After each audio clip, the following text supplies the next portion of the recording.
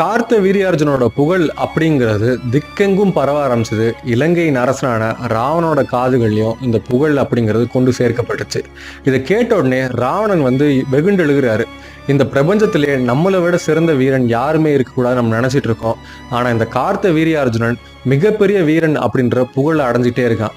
அப்படிங்கிறதுனால இந்த கார்த்த வீரியார்ஜுனன் கூட நம்ம சண்டை போட்டு அவரை ஜெயிச்சோம் அப்படின்னா அவரை விட சிறந்த வீரன் நம்ம தான் அப்படின்னு சொல்லி நம்ம புகழ் இன்னும் மேல் மேலும் ஓங்க ஆரம்பிக்கும் அப்படின்னு சொல்லி அவர் யோசிக்கிறாரு. அதனால ராவணன் என்ன பண்றாருன்னா, கார்த்த வீரியார்ஜுன் கூட சண்டை போடுறதுக்காக நேரா கார்த்த வீரியார்ஜுனனை பார்க்கறதுக்கு கார்த்த வீரியார்ஜுனனோட அரண்மனைக்கு போறாரு.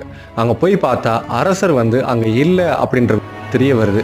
இதை கேட்ட உடனே ராவணன் என்ன பண்றாருன்னா, சரி அரசர் வர வரைக்கும் நம்ம ஏன் காத்துட்டு இருக்கணும், நம்ம போய் பக்கத்துல இருக்கக்கூடிய இந்த நர்மதை நதிக்கரையில நம்ம நீராடிட்டு அங்கேயே ஒரு மணல் லிங்கத்தை வச்சு நம்ம சிவபூஜை பண்ணிட்டு இருக்கலாம். நம்ம சிவபூஜை முடிக்கிறதுக்கும் அரசர் வரதுக்கும் சரியா இருக்கும் அப்படின்னு சொல்லி ஒரு